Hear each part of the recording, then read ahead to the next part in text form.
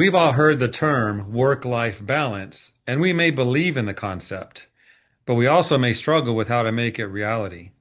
In today's episode, we dig into the mindset shifts that make work-life balance possible as our responsibilities grow.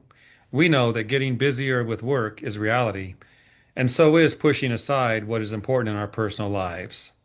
So sit back and get ready for some perspectives that you can embrace and implement right now.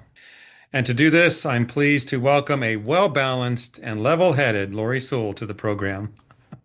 Laurie, Oh boy, thanks. did I set you up nicely there? You did.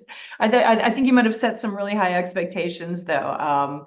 Did, Well balanced and level-headed. Level-headed most of the time. Well balanced, work in progress. I'm going to stand by my statement. So, as CEO of Servicon and president of ISSA, and as a parent having a family, you're busy. Yes. So, if you're ready, let's just do some work here and then we'll take a break later. Sounds good. I have a certain amount of time for this scheduled so I can be balanced Per- for the rest of my day. Perfect. So, when you hear that term mentioned at the outset, work-life balance, what does that actually mean in the context of leading a company like Servicon and doing all the things that you do? Well, to be honest with you, when I hear that term, I bristle. I bristle with the word balance because I think a lot of people think balance is a 50-50 thing, right? You think about the scales, right? And you're balanced when it's even. And I would like to say there's absolutely nothing that I would say on a daily basis is even about how I spend my time, where I spend my energy. It is, I like to say it's more of a flow. It's more of an alignment. So there are seasons or even parts of days when work takes more of my time, and there are others when life takes more of my time. And I think the first thing to do is one, give yourself the grace and the expectation that it's not going to be equal. And sometimes you're not going to be able to shut one down or the other down to be able to attend to the other. There will take priority. So I think it's really important as being intentional with what does take your priority in that moment. And sometimes things will change. Something will come up. You'll get a call, your kid's sick, or and you need to go to school, you need to pick them up, or how are you managing that? Um, I think it's intentionality with grace for yourself. So I feel if I'm grounded and I'm aligned with my values, my values about, I'm kind of a crazy work ethic person. At the same time, I'm a crazy mom friend. So identifying how I can align, the time I spend and obviously, oh, and wife. Don't let my husband forget I said wife, partner. But if I'm aligned and grounded, I make better decisions, and that actually allows me to lead better as a CEO. And at the same time, I think it allows me to have understanding for my teams and the fact that they're going to have times where personal might take more time or they have to lean heavier into work. Couple of things here, Laurie. So now we're calling it work-life flow. We are. Okay. I have to rephrase my questions, but I like that. I like that idea because you're right. Things aren't going to be 50-50. Yeah. And second point, if your husband sees this, that's on you. Great. I don't even know if he's in the industry or anything. So, uh, He's not. He does follow things, but we'll just tuck this one away. all right, sounds good. Well, let's talk about this, the mindset. What's one mindset shift about balance, flow, work, Mhm. work-life flow? Yeah, work-life flow that helped you most as your responsibilities increase. It's going to take me a little time to get used to this new term, but It's anyway, all good. that's the question. Go ahead. Okay. So I would say I used to hate the word boundaries. Kind of sounded like a cop out. So learning that saying no isn't a rejection, it isn't being, mean. It's really protecting myself. It's protecting my focus and my energy. But I think it's also how you say no is the most important thing. It's not that you say no to something you can't do or you need to set your boundaries. It's how you say them. So, I something like, "Oh, I'm really sorry, my calendar's quite busy. I'd love to do that. How about this? Maybe I can do it another time." Or even throwing a little bit of humor and it's like, no, that's not going to happen.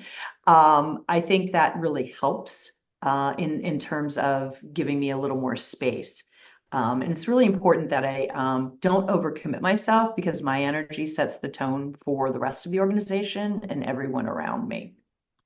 So it's very important that I take on what I can take on without overextending myself. Makes sense. There are many ways to say no. One of that I like is to say something like, "I'm not in a position to do that right now." Good Same means the one. same thing, but good thoughts there. So let's talk about how you did this in the past and what works today still. Early in your career, can you talk about the boundaries or habits that you set that still works today? So interestingly enough, one of the most important boundaries that I've set for myself is sleep. Sounds simple, but hands down, sleep hygiene, it is the best gift I give to myself and to others so that when I wake up, I have energy, I have presence, I have mindfulness. I'm able to actually attend to the most important thing because I'm aware and alert. It sounds super simple, but so many people don't do it, don't get it. And I think really, really putting yourself in a position to successfully have the amount of sleep and rest that you need is super important. I can see everyone watching this going, "Yep," because you have to Sounds get you have simple. to. Yeah, but I mean, it's truly people are always like, well, how do you do this? How do you do that? I'm like, I sleep. I make sure that I go to bed at some stupid time. I don't, all the things Yeah. they tell you is some stupid 9 o'clock time. All the things they tell you about not having screens on. I mean, it works. It's a real thing. Yeah, I've been accused of disappearing at events because I know I need to go to bed. Like when you're at a show or some event, Mhm. it's like, "Where's Jeff? He's gone." Because no matter what, you need to think about that. Yeah, Yep. good points. So let's talk about this delegation. How do you Another decide what to personally own, what to delegate, and what let go altogether because you're juggling so much yourself? It's funny. That's another word that kind of delegation makes me bristle. I was really terrible at that for a long time. And I've gotten so much better. In fact, I think my team might say I've gotten too good at it now. I'm not sure. But one of the things that's important about delegation is it's not just about getting like the tedious things off your table, right? It's also about giving others opportunities to stretch. So you have to think about, yes, I want to get this off because it doesn't require, a lot of thought from me or it's taking up my time and it's not value added. Clearly you want to do that.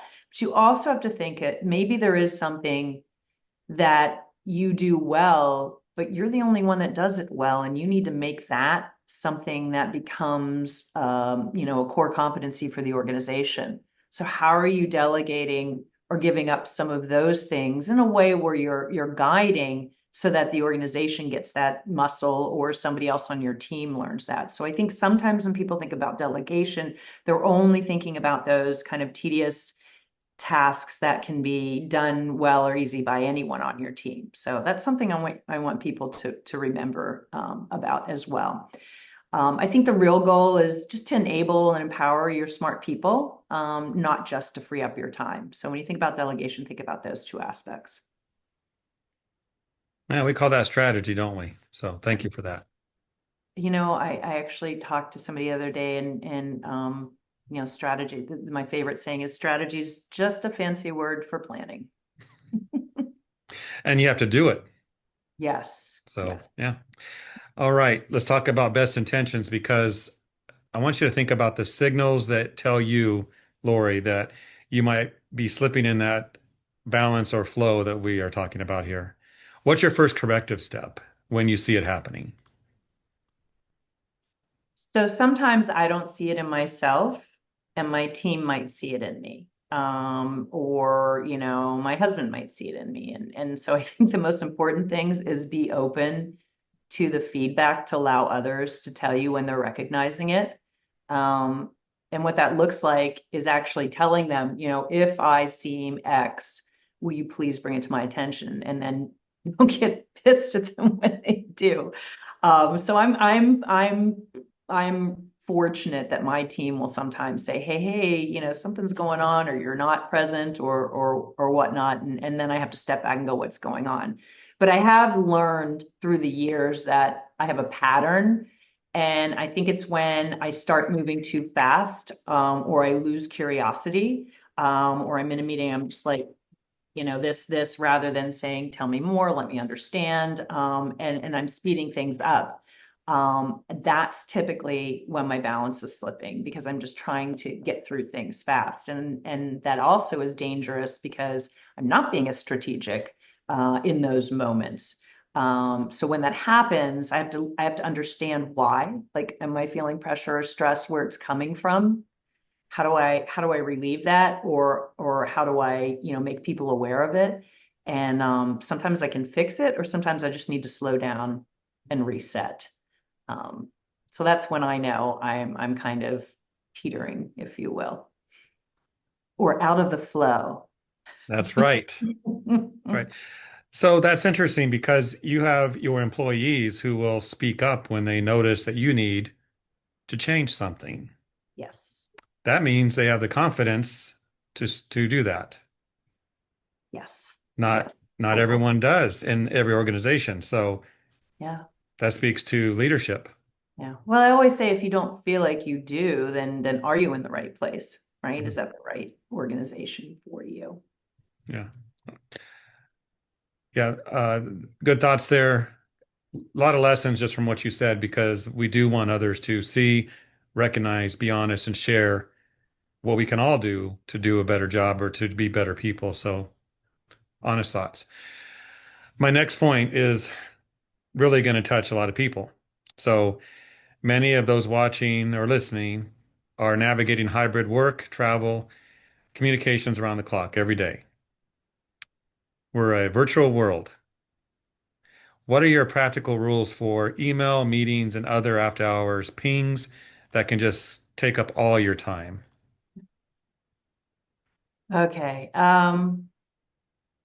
So first of all, I'm pretty clear with my team on how I like to be communicated with, like what should be a text, what should be a call, what should be an email, in terms of, how to get my attention for certain levels of DEF CON, if you will. Um, so I think it's really important, one, that you have that clarity with your team. And as far as after hours, I'm I I like to work, and with the flow, as I'm an empty nester now, but when my kids were, younger, I might wait until they're asleep to do some kind of work, or I might have to go, I would want to go to a school event and then have to do work at a different time. I still like just picking it up if I'm in the mood for it, or I have something I need to do in the evenings. On the weekends, I like to get caught up. That's just me, but I shouldn't have that expectation for the rest. I don't have that expectation for the rest of my team. So one of the things that I've gotten better at, I used to tell people, if I respond to you if I'm sending you something on the weekend or after hours, unless I'm pinging you like on a text or something that requires immediate attention, just ignore it. It's really just me getting things off my desk. But I realized, as a CEO, you can say that, but people are still going to be like, oh, CEO sent me something, I need to respond. So I'm getting much better on that delay send button in Outlook, so that I can say, okay, I can do all this work, but don't send it until Monday at 8, which is pretty funny now, because my team knows when they get all these emails at 8 a.m. on Monday from me that I had been doing work on the weekend, but at least I didn't bother them during the weekend. So that also, and I think in some of the things that I do about meetings is I'm really particular about, when you send an invite for a meeting, it has to have a clear title. It shouldn't just say Laurie and Joe. It should say, very specific. I want to know in that title what we're meeting about, and then it better have an agenda or a purpose and an agenda.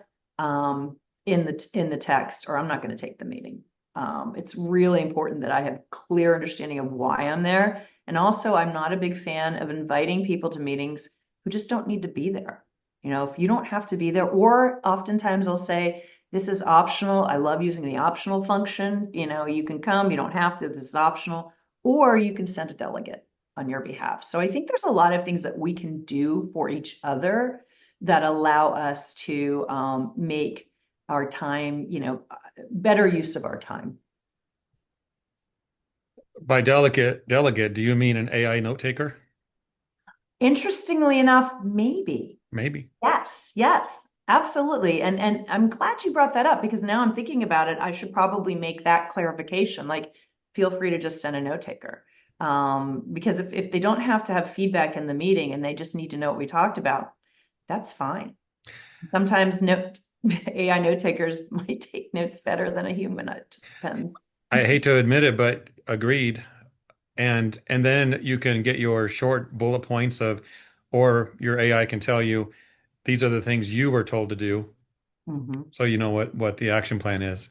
Yeah. It's Yeah. interesting that you say that. I'm thinking another piece is I have Monday meetings, Monday stand-up meetings, table meetings with my team, and sometimes I'm on travel. I don't reschedule them unless there's something really specific that I need to be there for, and I just like I'm not going to be there. I delegate to another person to run it, which gives them a chance to run the meeting, a level up, and then I say record it, and I'll watch it. I'll watch it later. So a lot of times when I'm on travel, you'll see me watching meetings or reading, I don't read transcripts, I'll read notes, or watching meetings that I miss so that by the time I get back, I'm caught up. So I find that to be very helpful. So if your team watches this, they're going to be relieved to know that you actually do that because when someone says record it, I'll watch it later. We're like, yeah, sure, sure. Oh no, they would know because things happen so quickly. And if I'm like, I don't remember that, they'd be like, did you not watch it? Uh-huh. Like, yeah, I watched it. And to the delayed sending, you can stagger those emails, Lori. 8 I o'clock, know. 8:02. Hey, look, I've just gotten good at sending the delay. I know I can stagger them. Maybe that's the next thing I'll start Okay. doing. And yeah, staggering your email delivery. And I'm going to toss one at you that's going to mess up your day. You can do that with text messaging. Ooh. I'll let you ask your team to show you that if you My want. tech guy's coming in like in a few minutes. I'm going to Yeah, learn how I to do love that that. too. You can actually, I assume you're an iPhone user. Yes. Yeah, easy to do. Even a child can do it. So talk to your tech Well, guy. you might be over, you know, Overqualified. you might be assuming that I have skills that I may not know. You Actually, do. You'll I'll do. figure it out. Let's talk about ISSA communities and how you partnered with them, Hygieia, the training, mentoring networks, all the things that make up ISSA. How do you see industry associations uniquely helping professionals sustain growth without burnout? Is that a thing that we can look at? So I remember because I am involved in a lot of associations or I sit on some other boards. Sometimes people are like, well, how can you do that and work and do this? And because it sounds like you're even piling more on your plate. But I think if you're really selective in what those things are that you add to your plate, I mean, it's going to be goofy, but it's like spice, right? It's like, adding something to the work that you do. So I learn a tremendous amount from these other things I do that actually makes me better at my job and makes my job easier. I'll give a really easy one. Hygieia, which the women's organization. Obviously we talk a lot about flow or work-life balance, and I think I've been able to learn through the years through a lot of other women mentors in my career who have been able to share ideas that actually have enhanced and made it easier for me to have this flow that I talk about.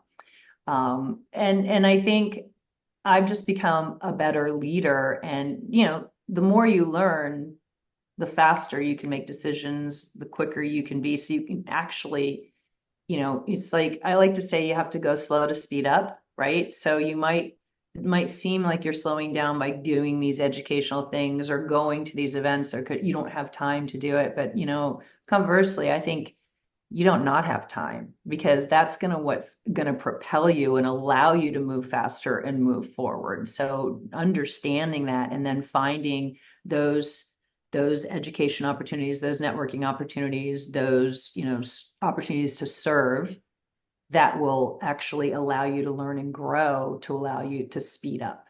Makes total sense. Good thoughts. My next final point, I'm going to ramble through this probably, but professional identity can consume personal identity. So, Lori, you have friends outside of work, or I you do. do events, school events, or whatever it is outside of work. Mhm, mhm. How do you separate that personal life and that higher level corporate life that you own as CEO? What helps you maintain that sense of self beyond the role of being a CEO and president of ISSA? So, I often say I am who I am. My identity is not split. I bring the mom, the wife, the friend, the sister to work, and sometimes, I bring the CEO when appropriate, into other spaces and places. Um, so I really feel like I don't have I'm not split. But one of the things that I did do, and this is a really funny story. My church, I was volunteering at the church, and, I didn't want anybody to know that I was the CEO, because, the minute you tell them kind of what your roles are in any kind of volunteer circumstance, they're like, "Oh, great, you can be in charge." And I'm just like, "No, I'm tired. I don't want to be in charge. I just want to help. I want to be, kind of just extra hands, right?" So I think what I ended up volunteering for was the person that met the kids and told them what rooms they went into, which is great. And if they asked me any other question, I didn't know anything else. That was it. That's all I was there for. That's what I could do. And so I jokingly said I was like the Walmart greeter, and I was delighted to be able to just have that space where I could just be friendly and not have, a lot of responsibility. And so sometimes I have to really be careful when I'm in those, or, some people might say, "Oh, I become like the homeowners association president," or "I've become the leader in this group," or, when I was working with my kids' school, I had to really think about how I could balance, my innate need or desire, or just wiring to be in charge, to I can step back and I can be helpful, but I don't have to run it. Took a little while. I can see that 100%. There's Lori. What do you do? Oh, she should run this group. It's a default Gets setting. back to those boundaries, right? Mhm. Gets back to, it's like, I want to help and be helpful, but I don't have the bandwidth. I need to be able to help in a way that allows me to kind of, step down a little bit from my daily activity, or my Yeah. daily level of activity, right? When it comes to leadership roles, you've got ISSA, we have Servicon. Might be nicer just to be a worker, Mhm. just a volunteer, directing traffic, telling kids where they should go. Sense Helping of hand. purpose. Yeah. Well, Lori, this has been a good discussion. Did we miss anything you wanted to mention as we close? I don't think so. Okay. Thank you. Thank you so much for giving me the opportunity to talk about this, because this type of topic allows me to actually reflect and think too. And so thank you for this opportunity. My pleasure. And we might disrupt the industry when we release this as we change the name from work-life balance to work-life Hello. flow. All right. I'll see you soon, Lori. Thank you.